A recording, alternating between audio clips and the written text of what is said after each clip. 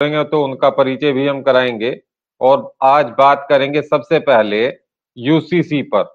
UCC को लेकर विरोध क्यों, और उत्तराखंड क्रांति दल जो कि राज्य की जननी है और कह रही हैं, और महिला जो विंग है उसमें कहा जा रहा है कि एक हस्ताक्षर अभियान चलाएंगे, लिव इन रिलेशनशिप वाला जो मैटर है उसको लेकर आप आपत्ति दर्ज कर रहे हैं, शांति भट्ट जी।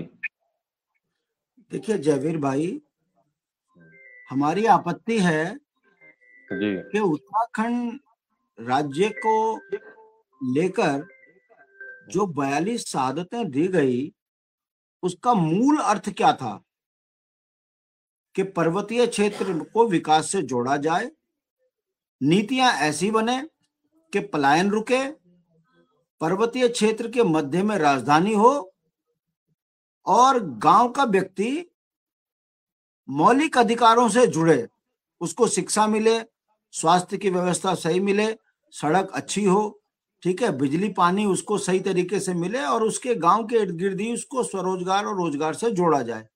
इन तमाम बुनियादी सवालों के लिए संघर्ष किया, राज्य लिया। जयवीर भाई, बड़े दुख के साथ हमको ये कहना पड़ रहा है कि उत्तराखंड में आंदोलन हो रहे हैं, रोजगार दो, मूल निवास भू कानून लागू करो। उत्तराखंड में आंदोलन हो रहे हैं कि उत्तराखंड के जो बुनियादी सवाल हैं उनको बहाल करो। मुझे समझ नहीं आ रहा है कि ये भारतीय जनता पार्टी, हम इनसे मांगते हैं रोजगार तो ये पुलिस से मुकदमे लगवा देते हैं, हम इनसे मांगते हैं राजधानी गैरसैंण तो ये देहरादून को अपना अस्थायी बनाने के प्रयास में लगे रहते हैं। हम कहते हैं कि उत्तराखंड से पलायन रोक दो, पहाड़ को विकास से जोड़िए, तो ये नीतियां ऐसी बनाते हैं कि पहाड़ से पलायन और तेज हो जाता है। अब आप ये बताइए, ये यूसीसी के लिए उत्तराखंड में कब आंदोलन हुआ? कब लोगों ने कहा कि हमारी बेटियों को लिविंग रिलेशन में रहने की अनुमति दो? और कब ये उत्तराखंड के जनमानस ने कहा कि 64 लाख उत्तराखंडियों के छाती पर 70-80 लाख बाहर से लाकर उन्हें बसाओ नाले खालों में वोट के लिए, और उसके बाद उनको यहाँ अस्थायी निवास भी बना दो? ये कैसा काला कानून है कि यदि ये कानून बहुत अच्छा है, जयवीर भाई हमारी आपत्ति ये है कि यदि ये बहुत अच्छा कानून है तो दिल्ली के गुजराती जो है गुजरात में क्यों लागू नहीं करते?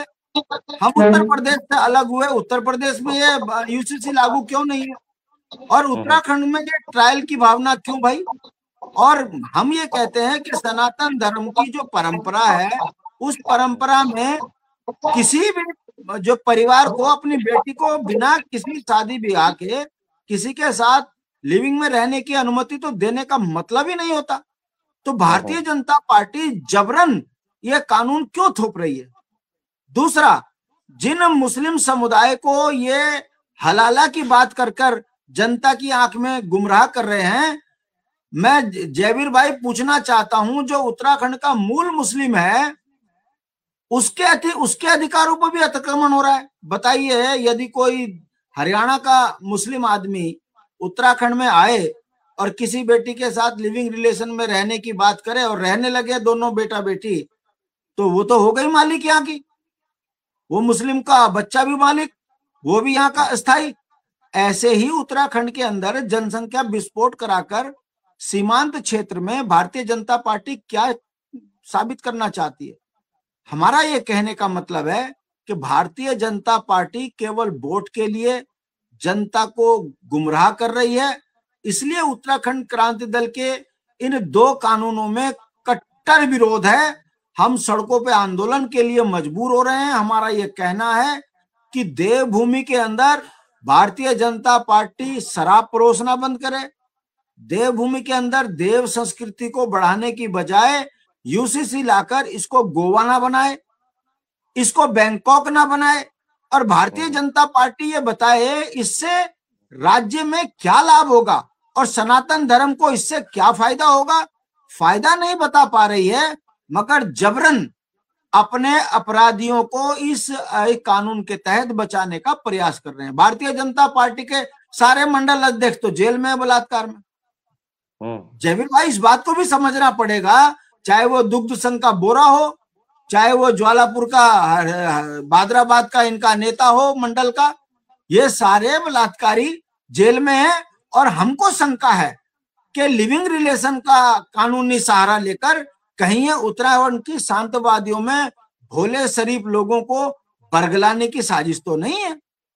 और अगर भारतीय जनता पार्टी वाकई सनातन बेटियों की सनातन धर्म के बेटियों की रक्षा की चिंता कर रहे हैं, तो हमें बता दो फिर अंकिता बिटिया के साथ न्याय क्यों नहीं हो रहा?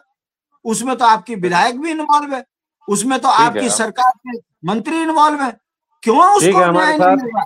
तो कहने का मतलब है, मैं बात खत्म कर रहा हूं, कहने का मतलब है इस कानून की आड़ में भारतीय जनता पार्टी सनातन धर्म के ऊपर हमला कर रही है। यह स्वीकार्य नहीं है। हम लोकतांत्रिक तरीके इसका विरोध कर रहे हैं। जैसे देवस्थानम बोर्ड बनाकर पंडे पुरोहितों ने इनको जमीन दिखाई, वैसे ही उत्तराखंड की वीरांगनाएं महिलाएं टीलू रौतेली हंसा दनई बेलमती चौहान की थाती इस आंदोलन कर इस काले कानून का विरोध करेगी। इसमें जो अच्छाई है उसका स्वागत, मगर सनातन धर्म पर हमला हम स्वीकार नहीं करेंगे। इसके लिए जन आंदोलन की तैयारी कर रहे हैं। बहुत जल्दी आप देखेंगे भारतीय जनता पार्टी को इस आंदोलन के विरोध में घुटने टेकने पड़े। देखते हैं घुटने टेकते हैं क्या करते हैं।